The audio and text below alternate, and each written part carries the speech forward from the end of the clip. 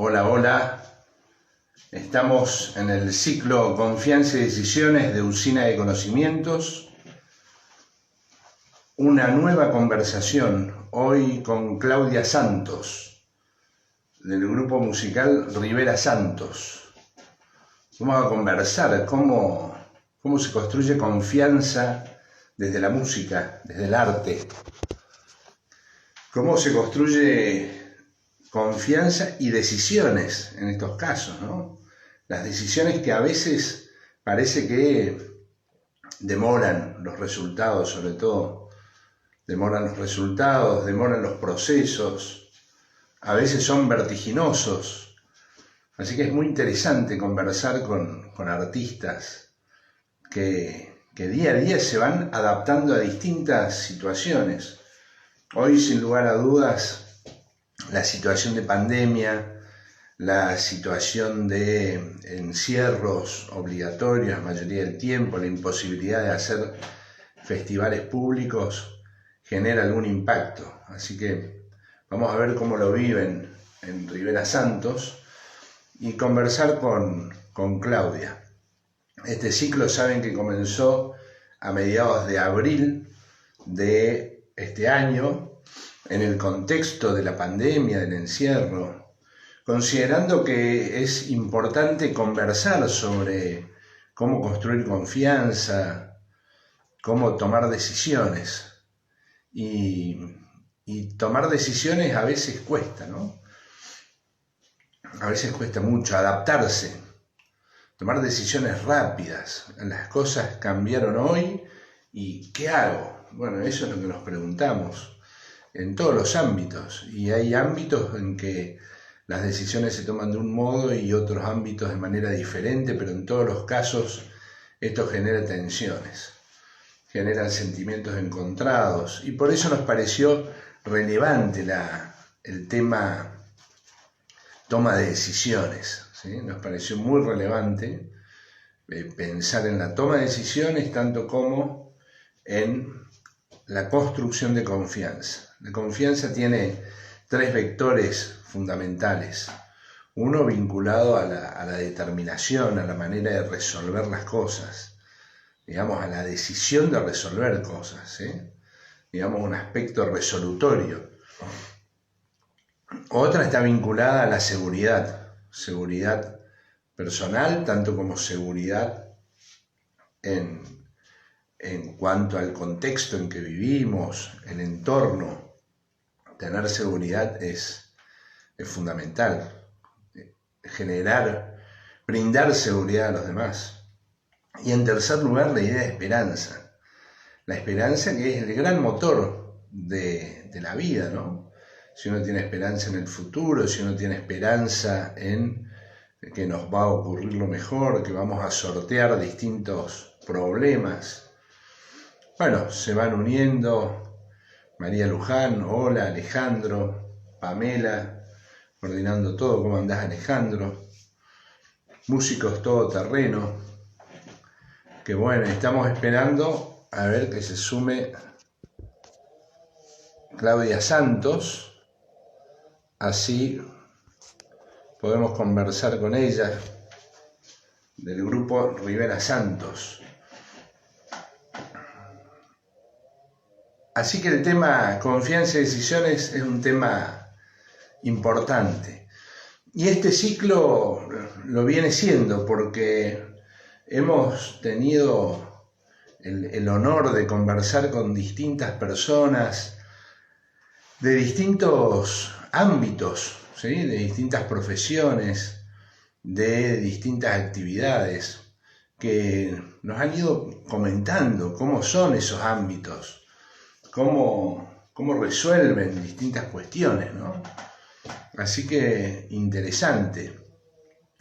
También podemos decir que han sido personas de distintas latitudes, lo que hace que tengamos contextos, aunque hoy la pandemia internacionalizada, obviamente, como toda pandemia internacionalizada, deja escenarios aparentemente similares. Sabemos que esto no es tan así y a veces hay destiempos, ¿sí? En algunos lugares se abren las posibilidades de salir, de conversar, en otros lugares se cierran, depende también del clima, depende la época del año que estén viviendo. Es decir, que esto de lograr conversar con personas que están en diferentes latitudes también abona en las diferencias, en la diversidad de las maneras de ver la realidad, la actualidad, las situaciones que se viven.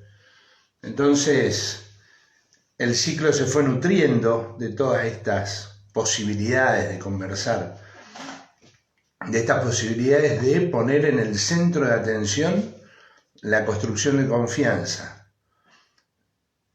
Ah, bien, no sabía. Claudia Santos conectada desde Músicos Todoterreno. Ah, no sabía.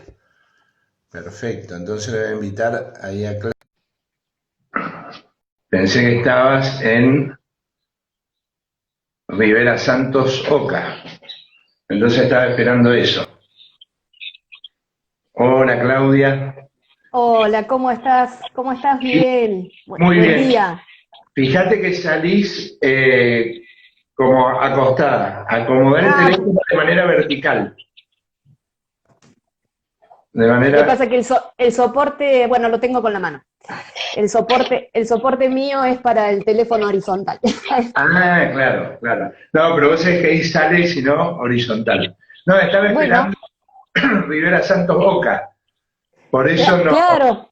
¿Te acordás que son dos emprendimientos los que nosotros, bueno, Sí, yo sí. llevo desde la banda y bueno, aproveché la oportunidad también para comunicarme desde Músicos Todoterreno, que en realidad es lo que nació en este periodo. Así como nació Usina Campos, nació Así Músicos es. Todoterreno como una derivación de la experiencia como música, ¿no? Relacionada a la gestión.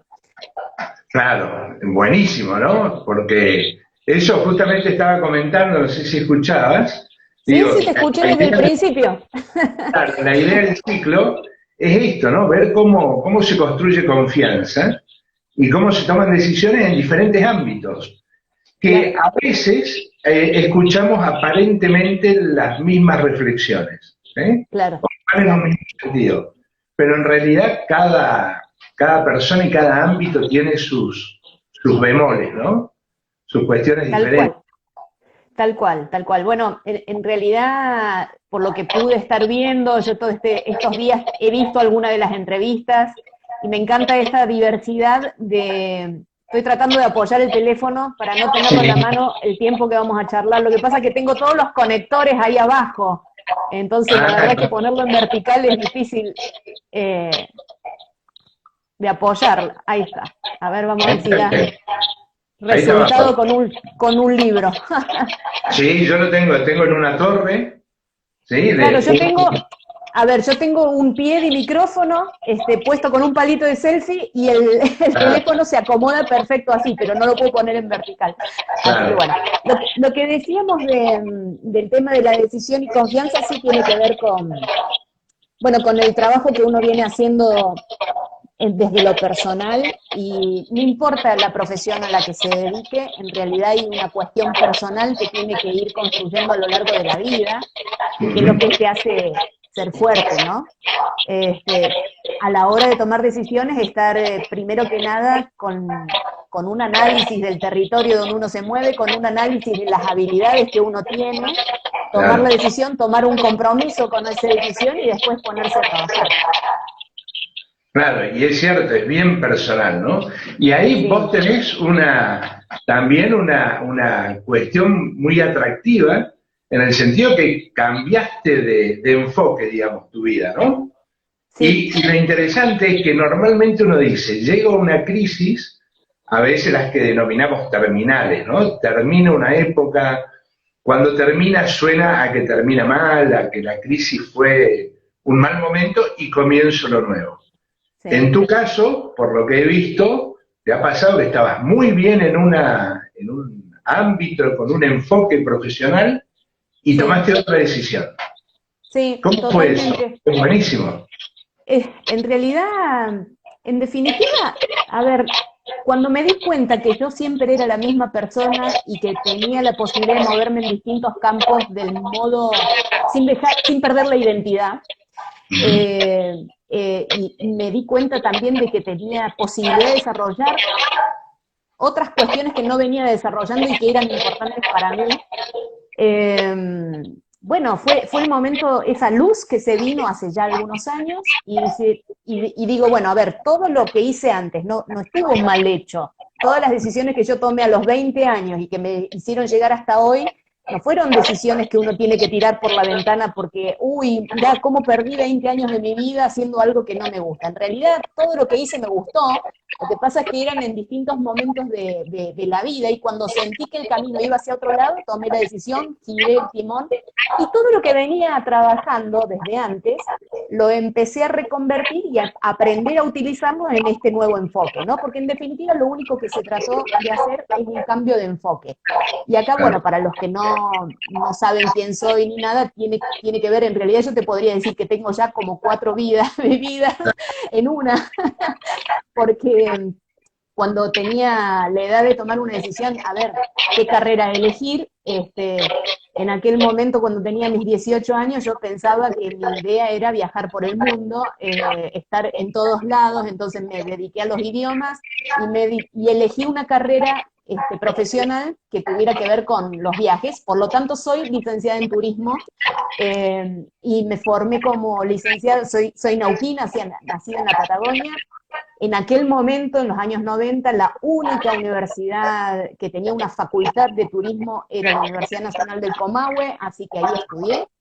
Y, y bueno, y con ese título hice un montón de cosas, aproveché un montón de cosas, cambié en muchos terrenos, viajé menos de lo que hubiera querido, pero se me abrieron muchísimas puertas, entre ellas llegar a Córdoba, y a mediados de los 90 estoy radicada en la ciudad de Córdoba, donde cuando yo llegué acá, por ejemplo, la licenciatura en turismo no existía, estaba solamente en la clase, claro, no existía en ninguna de las universidades, hoy casi todas tienen una carrera relacionada a la actividad, así que bueno, mi primera actividad acá en Córdoba fue de ser docente en la Montes Pacheco, que tenía una tecnicatura en turismo, y participé de algunos proyectos de formación y vinculación universitaria desde la Montes Pacheco con otras universidades, la del Comahue, de donde yo venía, la Universidad de Morón y demás. Hoy por hoy, la siglo XXI tiene una carrera de turismo, la FACTA tiene una carrera de turismo, todas casi, la Universidad Provincial de Córdoba tiene su carrera de turismo, y bueno, y ahí estamos. Pero estuve en el nacimiento de eso, ¿no? Entonces fue súper importante.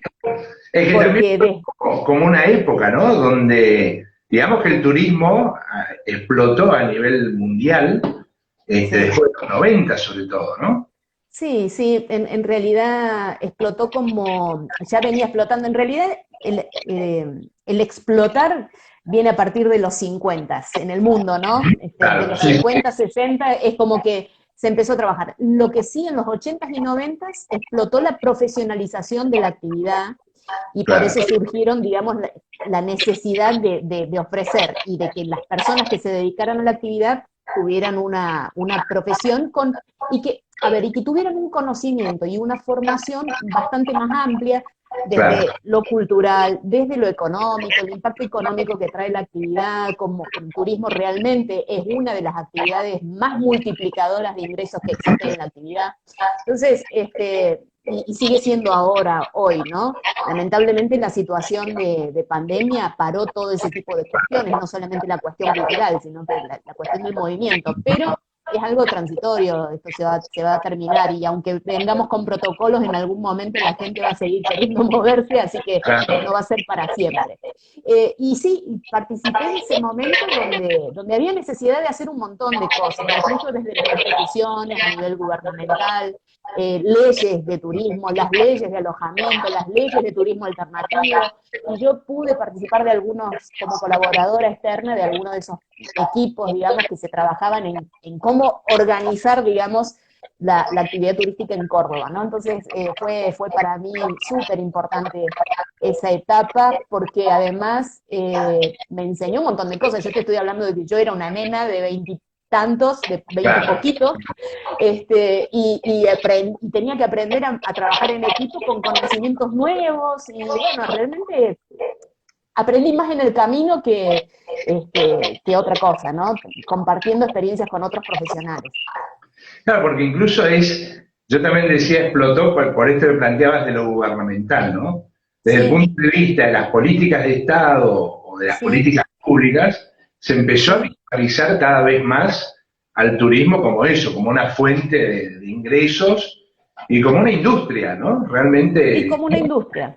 Tal claro, cual. Y vos sabés que en los primeros años de mi facultad siempre decir, no, ¿cómo hablar de industria en algo que es intangible? Porque claro, los servicios son intangibles, ¿cómo vamos a hablar de industria con algo intangible? Esto no es posible. No, y en realidad, si uno entiende la industria, pasa lo mismo ahora que estoy en el terreno cultural, que se está claro. hablando de industria, en el caso de la música, de industria de la música, y también la música, ¿cómo se va a industrializar? Sí, pero son procesos intangibles, pero tienen procesos en el medio. Hay una necesidad de hacer un montón de cosas para que un producto, un proyecto se muestre. Lo mismo pasa en el turismo, ¿no? Esos son los puntos en común que yo vengo encontrando a lo largo de mi vida. Al final, todo es un gran proceso. Claro, totalmente. Pero vos sabés que hace pocos días, el miércoles pasado, tuvimos un live con Claudio Massetti. Claudio, ¿sí? Claudio, o sea, Claudio. No, no lo conozco personalmente, pero es un gran referente. Es un gran referente en la actividad, o a lo mejor me lo he cruzado en esos años en donde él estaba todavía en la gestión pública en Córdoba y yo Claro, estaba en turismo porque él estaba en turismo, así que tengo muchas referencias del trabajo de Claudio, sí. claro, y lo interesante es que él, viniendo de la cultura, después también va hacia el turismo y encuentra ahí como un puente donde, si bien hay un lenguaje distinto, hay una serie de cuestiones técnicas diferentes, pero claramente el imaginario es un tanto similar, ¿no? Entre el Sí, turismo, la cultura, porque en sí, definitiva se trata yo entiendo cómo las dos cosas se tratan sobre todo de mente abierta.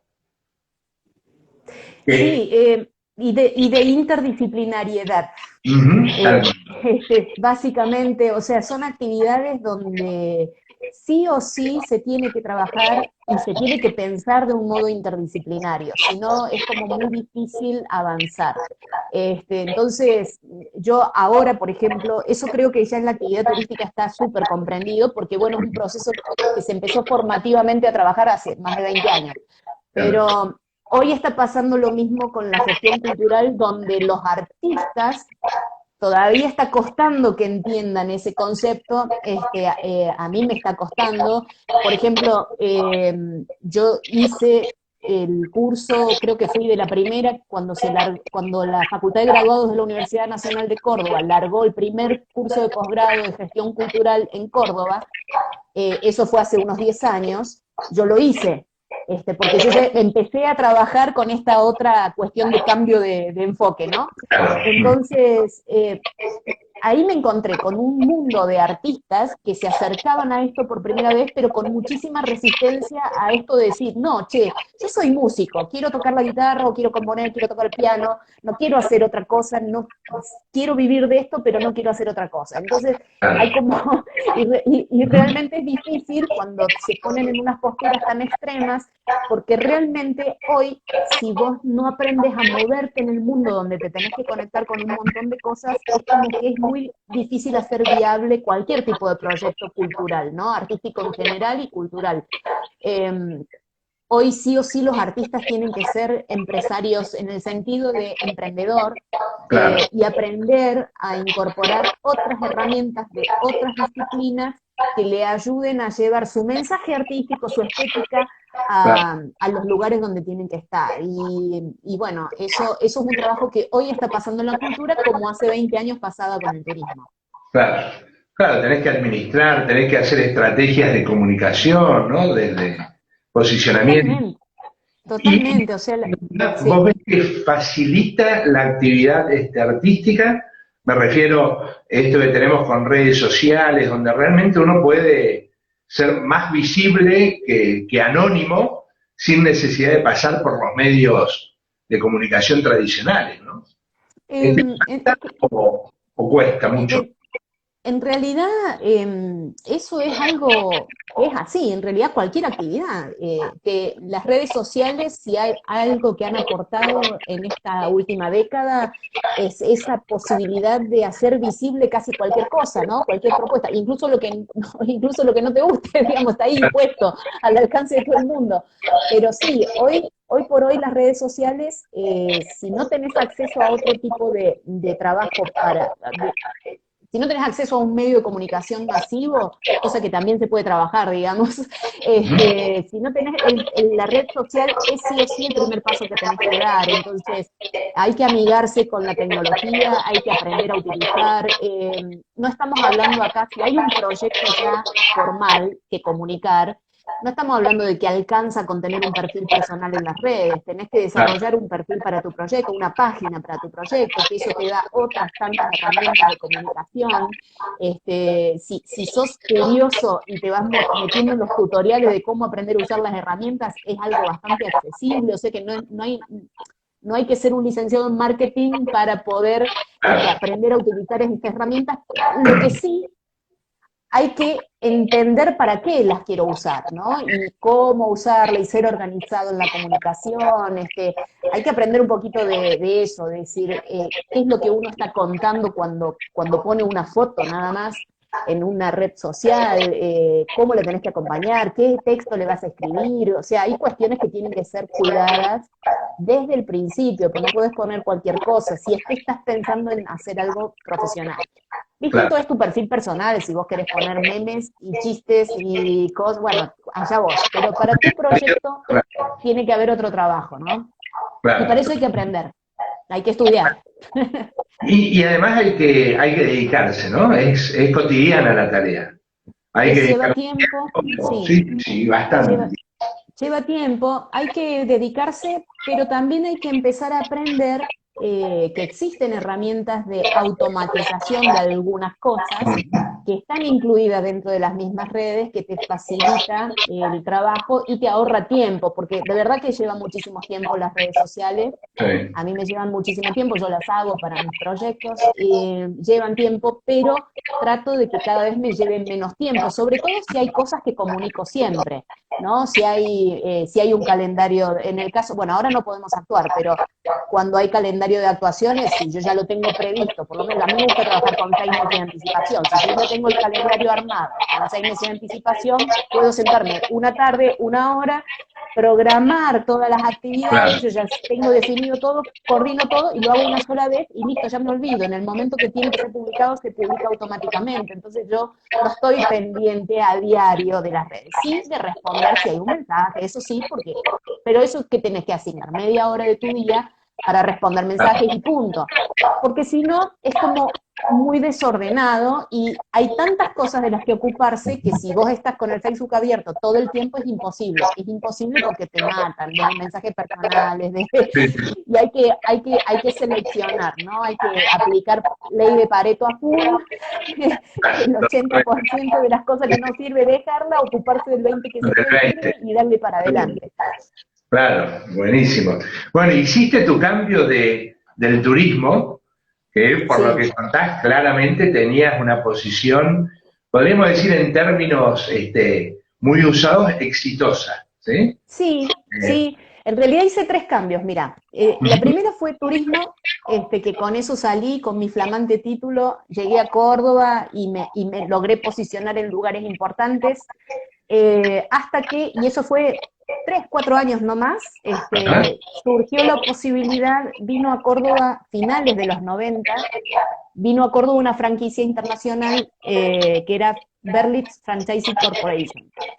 El Berlitz, que es un centro de idiomas, un centro para estudio de idiomas mundial, que vino a poner su primera franquicia en la ciudad de Córdoba. ujú, Y esa decisión la tomó un extranjero, un sueco, que se había enamorado de nuestra ciudad, y dijo, bueno, quiero llevar esta franquicia acá. Cuando decidió volverse a Europa, después de unos meses él de vivir acá, buscó un director.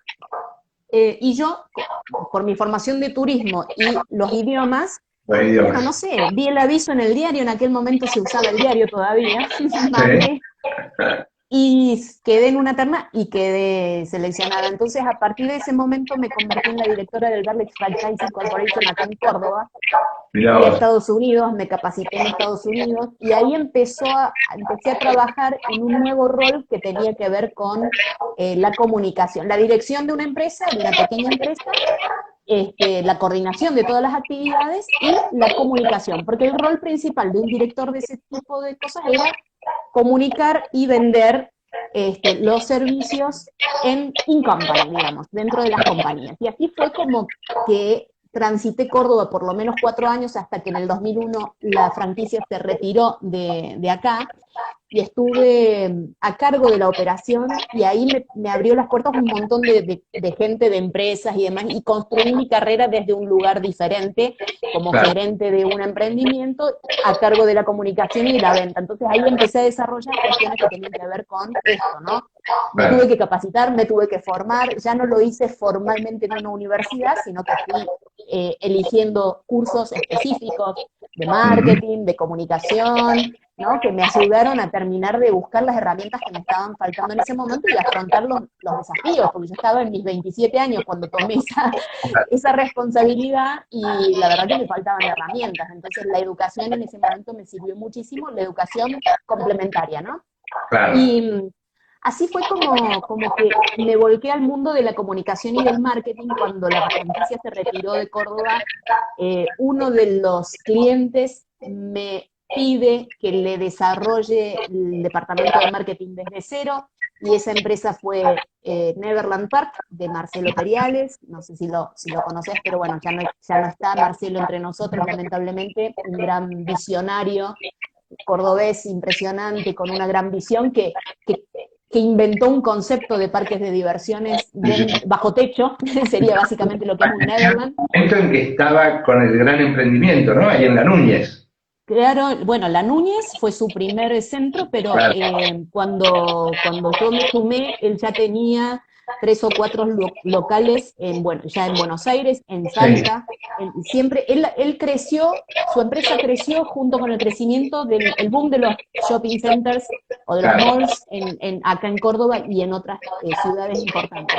Cuando yo me fui de la empresa después de 6 años, ya había en el país 17 sucursales en los principales shopping centers de Buenos Aires, Salta, Tucumán, bueno, Mendoza, obviamente, Córdoba, y tuve la oportunidad de acompañar ese crecimiento siempre desde el marketing y desde la comunicación, cosa que me interesó muchísimo porque además ahí combiné el gusto de viajar, porque viajé a todas las sucursales durante mucho Claro. tiempo para capacitar a la gente que trabajaba en cada uno de los lugares.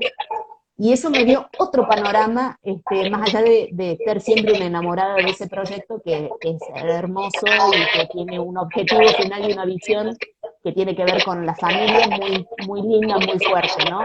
Claro. Entonces, bueno, ese fue el gran cambio. Pasé del turismo a los idiomas, de los idiomas al entretenimiento familiar, Claro. y de ahí pasé siempre desde la comunicación, ¿no? Pasé a propuesta editorial, que en aquel momento todavía no era de tarjeta naranja, sino que trabajé en una editorial como 4 años, Ujú. coordinando siempre el área de marketing. Así que, en definitiva, el punto en común en mi carrera, más allá de los cambios de empresa, fue la comunicación, ¿no? Incluso desde la etapa donde uno hacía turismo. El comunicar, ayudar a otros a aprender a comunicar, Claro. formar gente, capacitar. Y cuando tomé la decisión de hacer este giro total hacia la música, porque eso es algo que siempre fui haciendo en paralelo como en un segundo plano, o sea, Claro. yo era gerente de marketing, estaba haciendo una familia, soy mamá, y demás, pero también escribí y también canté toda la vida. Y la Claro. cuestión es que llegó un momento en el interior, cuando estaba promediando los 40, que dije, no, esto me está necesitando que Claro. salga, Mirá tiene que vos. salir y tengo que poder volcarme y expresarme de otra manera. Me encontré en la vida con quien es hoy mi compañero, José Rivera, que es compositor, músico de raza. Él sí que nunca cambió de enfoque, siempre fue músico.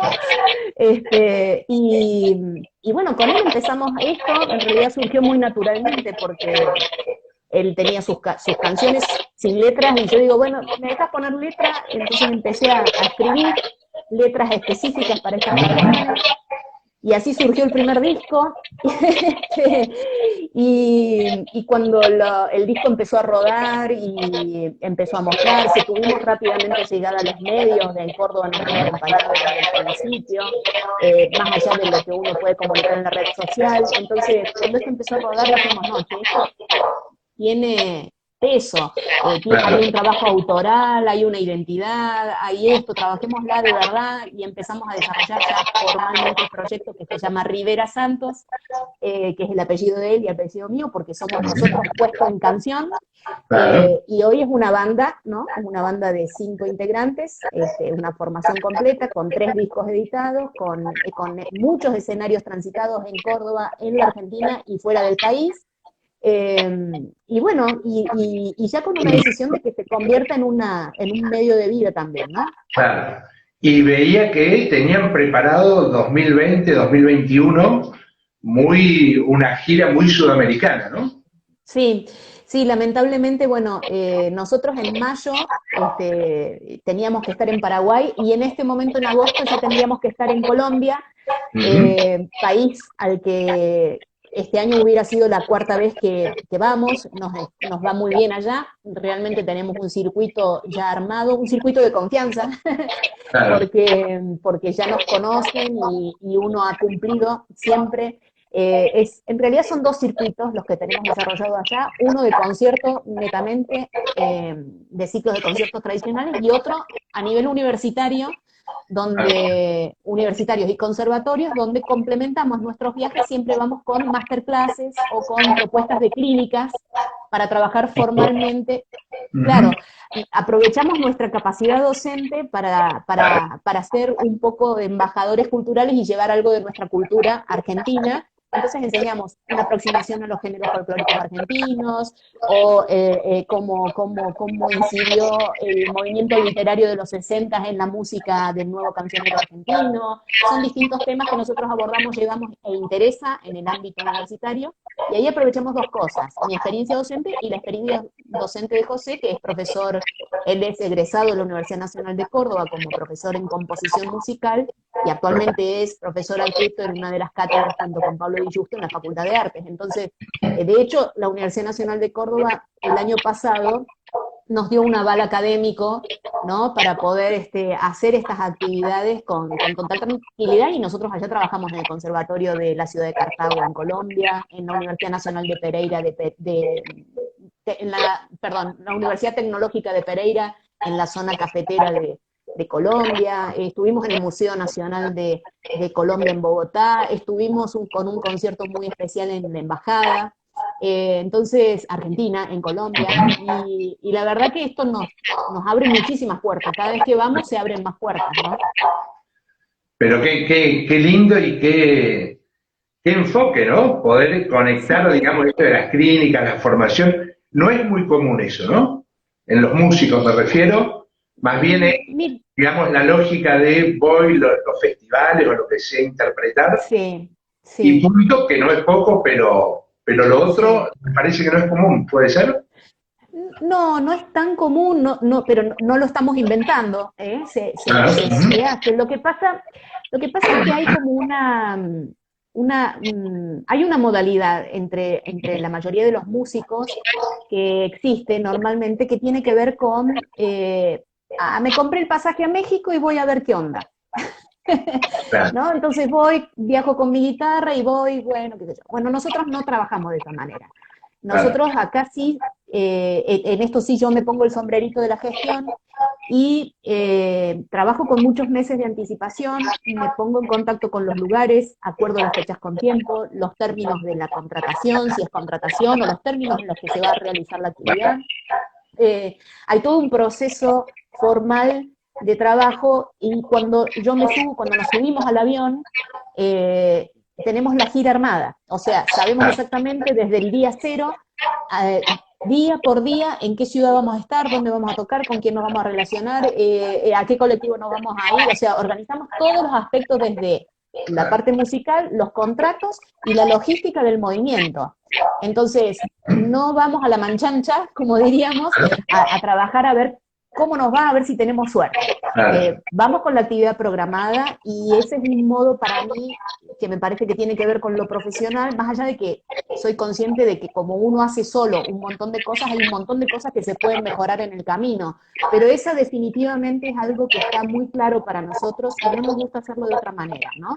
Claro, Obviamente si estás allá, y de golpe, no sé, tenés un día hueco, porque no sé, o porque no pudiste programar ese día un miércoles en el medio de la agenda, y estando allá te surgió la posibilidad de tocar en algún lugar ese miércoles y no estaba en el plan, y está con la fecha disponible, y eso nos da algún beneficio de, qué sé yo, no erogar pasajes, no erogar alojamiento, no erogar, lo hacemos, claro. obviamente.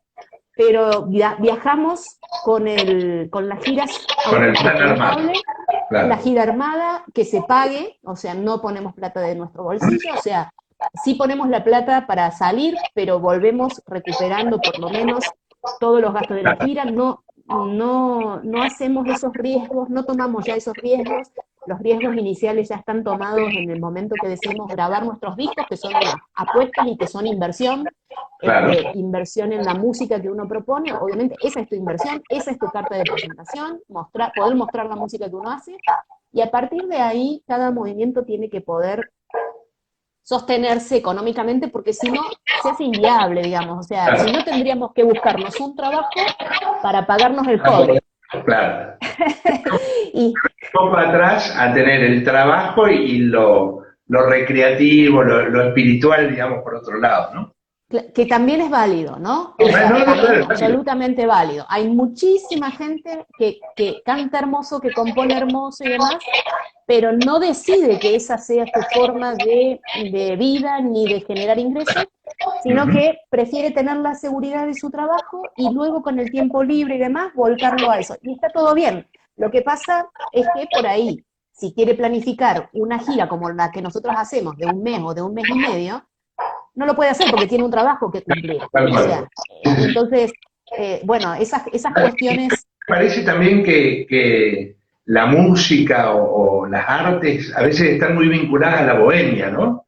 La bohemia también entendida como una cierta desorganización, algo así como que surja, ¿no? Que sí, fluya. sí, sí, sí, es verdad, pero en el caso nuestro no aplica, digamos. Nosotros, nosotros somos bohemios solamente en el momento donde tenemos que liberar la creatividad a la hora de componer. O sea, cuando se crean las canciones, cuando están ahí en la cuna naciendo las canciones, José tiene su espacio de liberación musical, de creatividad absoluta, donde él juega, digamos, hasta encontrar la melodía, él es el que hace el trabajo musical Claro, principalmente.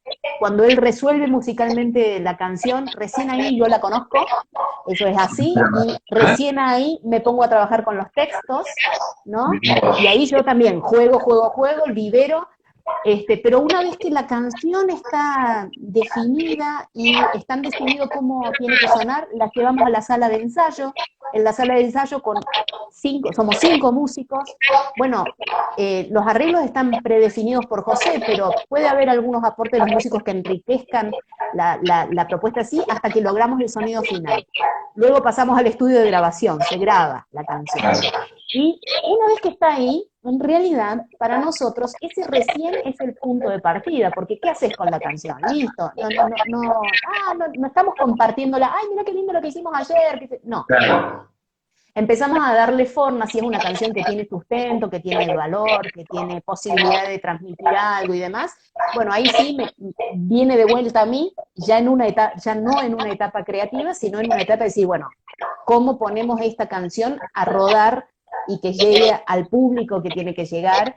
Y bueno, ahí hay que organizar toda la parte de la estrategia de la comunicación, canción por canción o disco por disco, entonces mostrarla a los medios, hacer las gacetillas de prensa, hacer entrevistas de radio, bueno, organizar un show para poder presentarla, bueno, una serie de trabajos que Maravillosa, una requiere. tarea múltiple. No es tan simple. O sea, en realidad no es tan simple. Es igual de complejo que cualquier otra empresa o cualquier otro emprendimiento. Es igual de complejo. Y nosotros trabajamos con esa modalidad. O sea,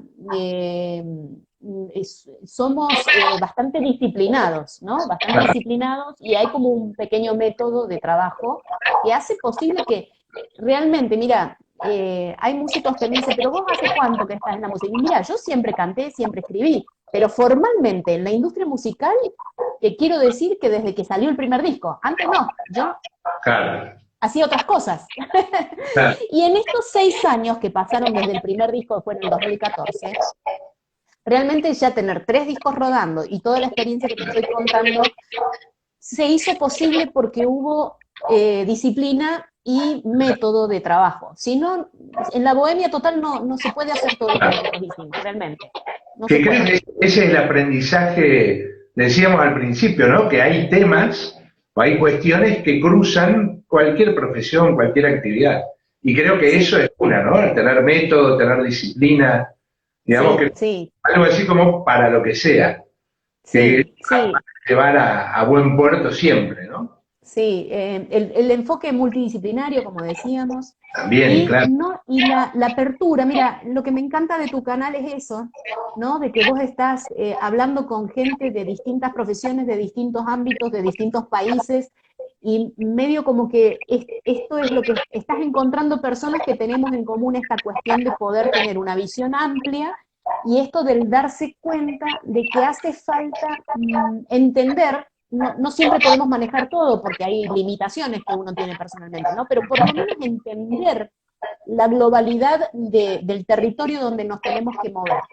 Cuando yo doy clases también para alumnos de música en una escuela de música, pero yo no doy clase de música, doy clase de gestión, justamente, Ajá, lo que trato de explicarle a los alumnos es que está bárbaro que ellos se formen como músicos, porque si se quieren dedicar a la música, o sea, no hay discusión, tienen que saber música, no hay discusión. Ahora, saber música no te va a permitir vivir de la música. Saber solo música no te va a permitir vivir de la música. Y si vos querés hacer una profesión de esto, tenés que incorporar otras herramientas o al menos darte cuenta de cuáles son las herramientas que necesitas y cuando un proyecto tuyo sea sustentable y le puedas pagar a alguien para que te ayude, sepas qué pedirle. ¿No? Si vos en algún momento de tu carrera necesitas un community manager para que te maneje las redes sociales porque vos querés realmente tener todo tu tiempo de ejercitarte como guitarrista, pianista o instrumentista o para componer o lo que sea, y necesitas ese tiempo, le vas a tener que pagar a alguien, pero tenés que saber qué pedirle, qué claro, hacerle, cómo definir quién sos, cómo te vas a presentar, cuál es tu identidad artística, etcétera, etcétera. Y todo eso hay que trabajarlo muchísimo. claro, totalmente. Y este proyecto, Músicos Todoterreno, se orienta a eso, a la formación, ¿no? Exactamente, bueno, ese es el segundo proyecto. Yo las clases de gestión las vengo dando hace 3 años en una escuela de música de Córdoba que tiene 25 años es una escuela taller, se llama La Escuelita, Ujú. nació en la misma época que La Colmena y demás, es una escuela muy interesante porque el creador de esa escuela es el inventor, o sea, es una escuela de un emprendedor también. Él es el inventor del Córdoba Jazz Camp, que es un proyecto es una semana de inmersión en el jazz que se hace en Córdoba y es el único que se hace en todo el país y creo que fue el primero en Sudamérica, inspirado en Jazz Camp de la Lincoln Center de Estados Unidos y demás. Vienen músicos de Norteamérica, vienen músicos de Europa y demás, en esa semana se concentran y viven todos juntos, profesor y alumnos, en no sé, en un hotel en las sierras, en un seminario de Jesús María, lo hicieron durante 10 años ahí, una semana desde que se levantan hasta que se acuestan, consumen jazz, estudian jazz, etcétera, etcétera, realmente, en esa semana sucede la magia, ¿no?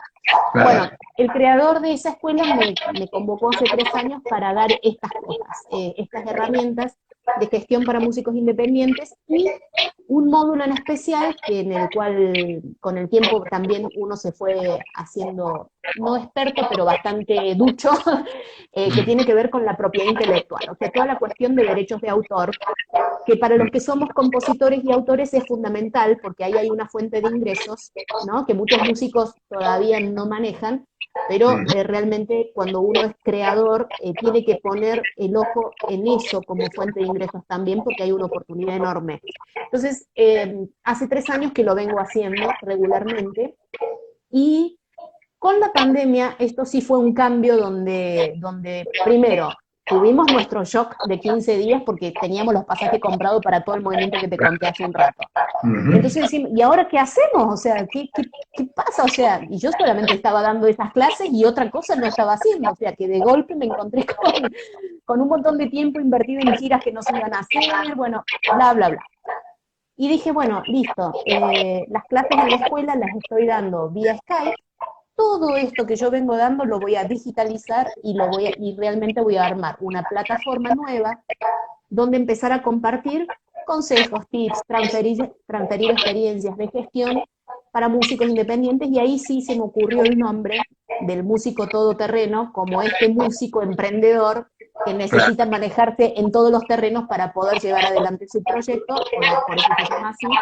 Y así surgió, la plataforma ya tiene canal de YouTube, ya tiene algunos contenidos subidos. Estoy haciendo algo parecido a lo que estás haciendo vos, algunas charlas con músicos que son gestores, y ahí ya en el canal se pueden encontrar cosas muy lindas, con Willy Quiroga, que es el fundador de Box Day, no sé si te acordás de Box Day, banda emblemática. Bueno, Willy Quiroga es un rockero de 80 años que es el manager de su banda desde hace 25 años, o sea que en definitiva tiene mucho para contar. Y sigue en actividad, además, a pesar de su edad. O sea, que fue un ejemplo de vida. Claro. Y bueno, hay otras entrevistas parecidas a las tuyas donde hablamos de gestión, no de música, y realmente están siendo muy ricas y están gustando muchísimo y está sirviendo muchísimo. Así que estoy contenta porque a pesar de las dificultades que vamos a tener este año y que estamos teniendo, ha sido un espacio donde no nos quedamos llorando en el rincón de nuestra casa, sino de pronto apareció esta oportunidad de vincularse de otra forma y aprender a hacer otras cosas, cosa que a mí me encanta. Así que, y ¿cómo? Fíjate vos, digo que por lo visto sí, te encanta, digo, eso te motiva, por lo visto, ¿no? Sí, me motiva. También pensaba en esto, que por ahí es muy común que alguien diga, tuviste suerte, ¿sí? No, sí. ¿Cómo conectás con la idea de tuviste suerte? No, mira, te lo voy a decir algo que seguramente la conoces a la frase, pero yo soy muy mala para repetir cosas exactas, pero creo que fue Woody Allen el que dijo, me costó 20 años tener mi primer gran éxito, ¿no? Una cosa así. Y realmente eso, o sea, la suerte te tiene que agarrar trabajando, digamos. O la suerte te tiene que agarrar trabajando. Proyecto, sí, ¿no? Sí.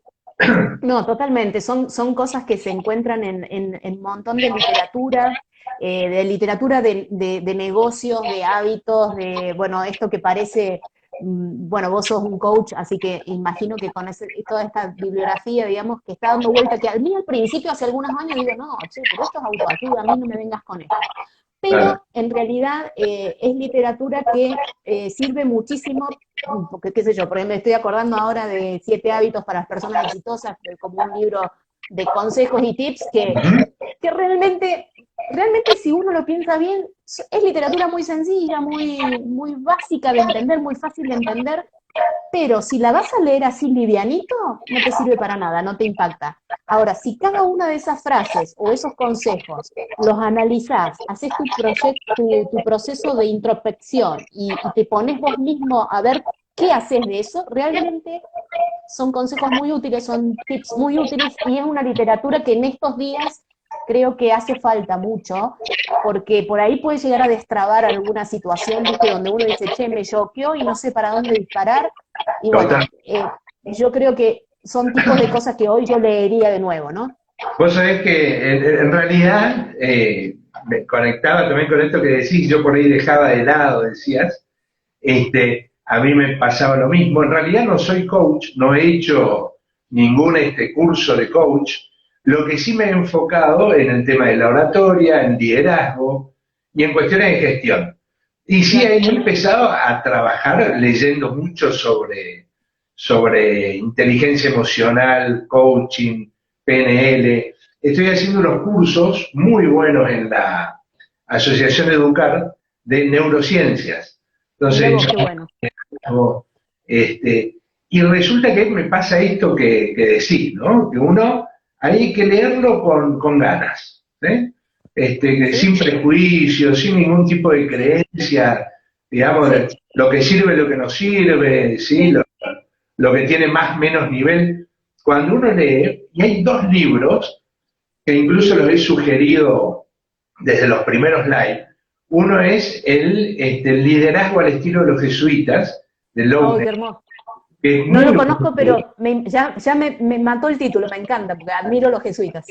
bien, y es espectacular el libro. En esta lógica, ¿sí? Toma a ver cómo llegaron a ser, digamos, lo que son, líderes en Claro, lo suyo, claro, cómo hablan justamente del tema de la inmersión para formación, para autoevaluación, para tal cual.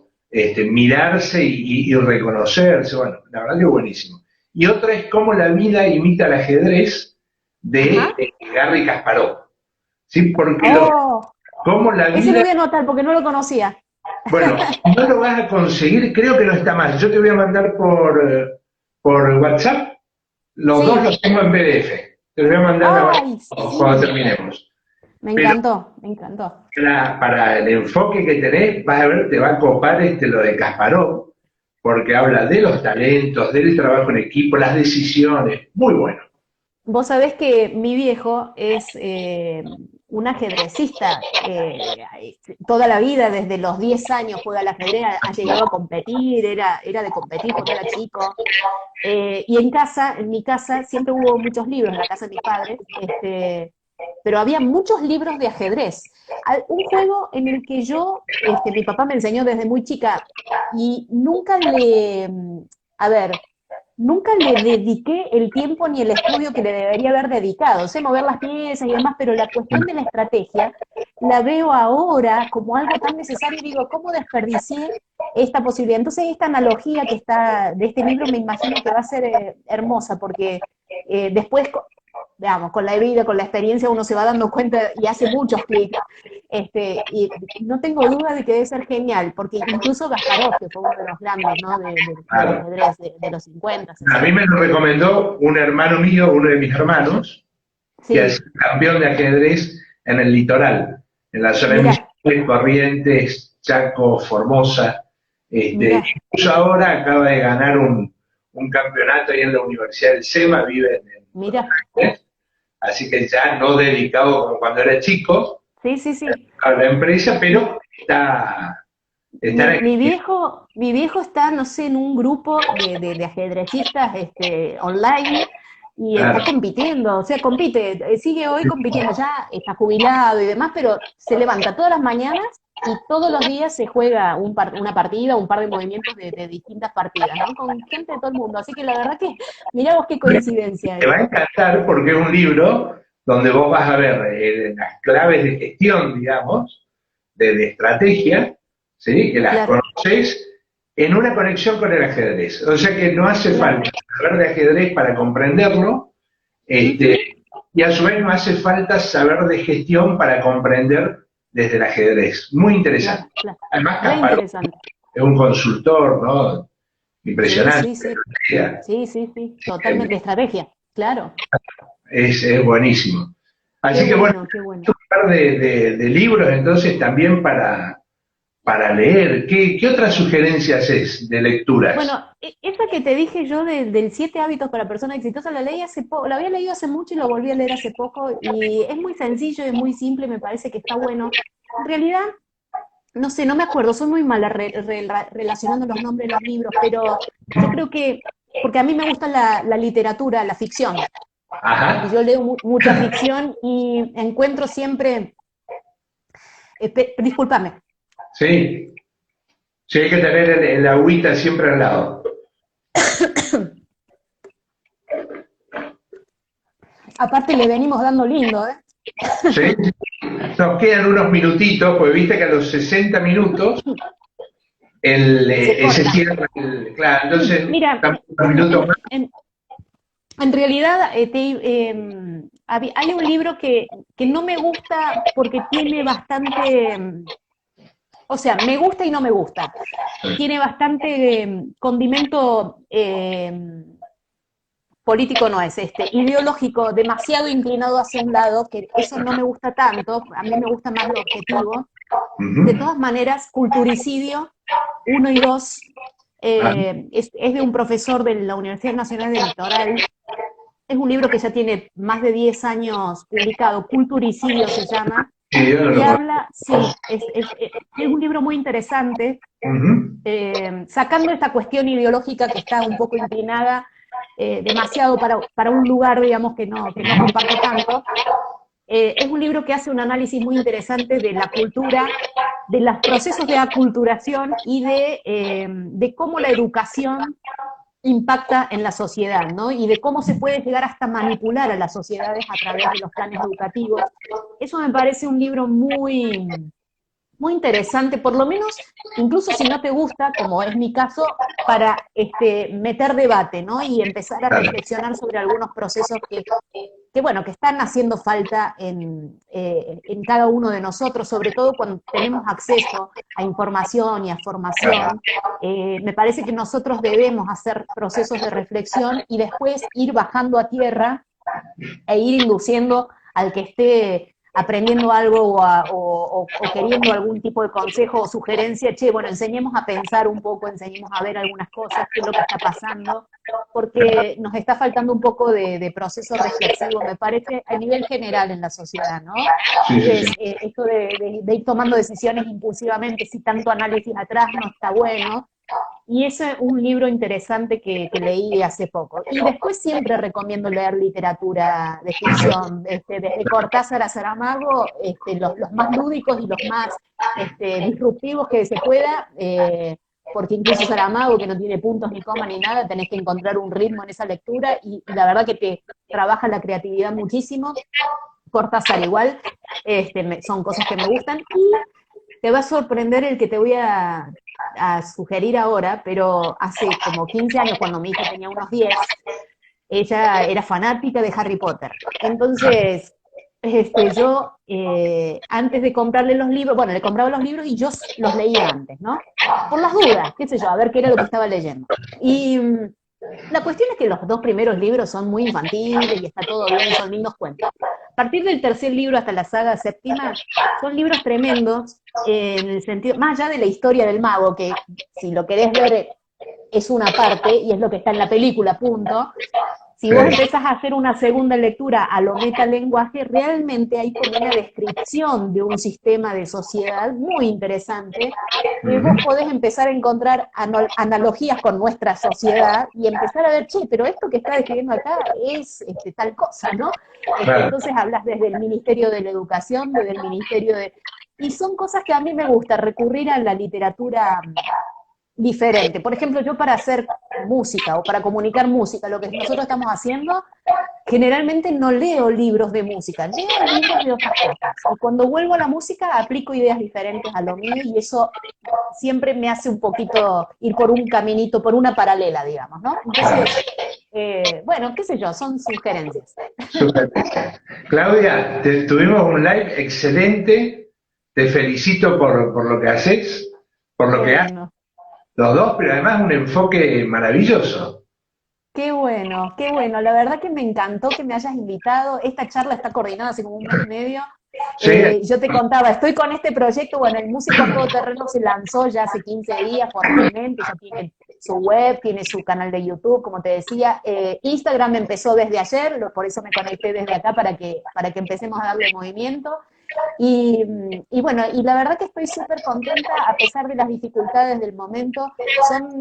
Son momentos coyunturales, esto va a pasar. claro. Y como te escuché decir en algún video, te lo voy a robar, son momentos en los que hay que sentarse a reflexionar y empezar a trabajar en los proyectos de uno, pero siempre pensando con una visión a futuro, porque el futuro va a ser distinto y uno tiene que estar preparado con todas las herramientas disponibles y a la mano. Así que en eso estamos. Así es.